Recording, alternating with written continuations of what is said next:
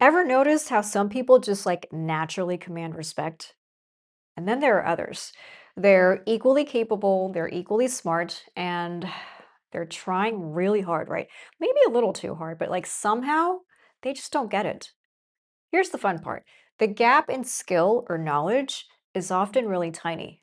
It's almost negligible, which is what makes it so frustrating, right? Because if the gap were obvious, if one person were clearly more experienced, more articulate, more whatever, you would just accept it. But that's not what's happening, right? You're watching two people who are, on paper, they look pretty similar. And yet one of them just lands differently. So, why does this happen? Why does some presence make a splash and some, well, kind of land clumsily, no matter how much effort you actually put in? That's what we'll unpack today. And I'll guarantee it's not about charisma, it's not about confidence, it's actually subtler and a lot more interesting than that. Now, let's start with something that happens to basically all of us, right? Being challenged in front of others. So picture this. You're in a client call or maybe a team meeting, and it's somewhere where the stakes are mildly important. And someone decides to throw a tiny correction. Nothing huge. Maybe a misstatement or like a small suggestion. What happens next? Well, there's always that one person. The second they get challenged, you can almost see the gears turning, right? They jump in immediately, they over explain things, they get super defensive and start laying out various excuses, maybe even gestures a little too much to prove the point. Now, by the end, the energy in the room is, well, diffused. Nobody's really leaning in. They also just made the situation like much more complicated than it warranted, which means, unfortunately, more work for the team later. And you can feel it in real time. The conversation kind of just slows down. People start thinking, okay, do we really need to unpack all this now? What could have been a 2-second correction turned into this whole thing, right? And no one says it aloud, but the room starts to register like this person is a little high maintenance. And then there's that other person, right? When something like this happens, they just pause. They say something quick like, fair point, and then they move on. There's no scrambling, there's no like proving themselves. And somehow, just by existing calmly in that moment, they walk away with more credibility. It's not dramatic or like a trying too hard kind of response either. And the room is unconsciously registered something, right? There's steadiness, there's reliability, there's authority, there's composure. Here's one thing: we tend to respect the person who doesn't need to be right all the time, right? We notice who's not chasing validation in real time. That is a huge difference. Okay, now let's talk about people who feel the need to signal, not very subtly either. I think you know the type. So you've probably met somebody like this, right? The one who somehow brings up who they know within the first couple minutes.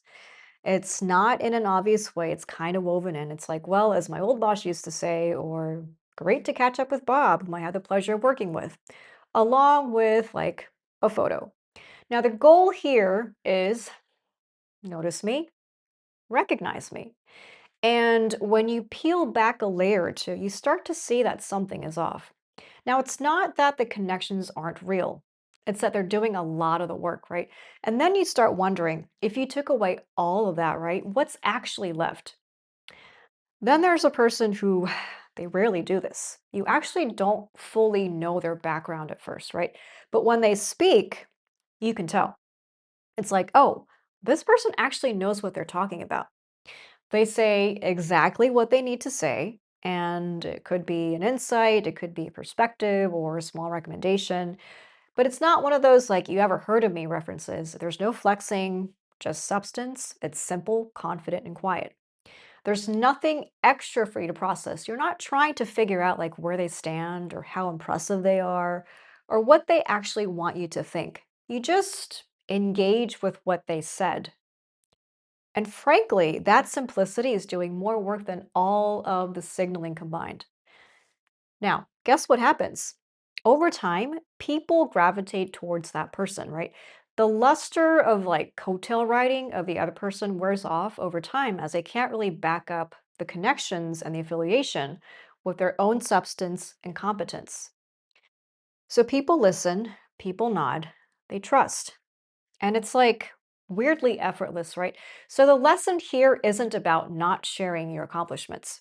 It's about how you do it, right? People respect someone who owns their ground without signaling for approval.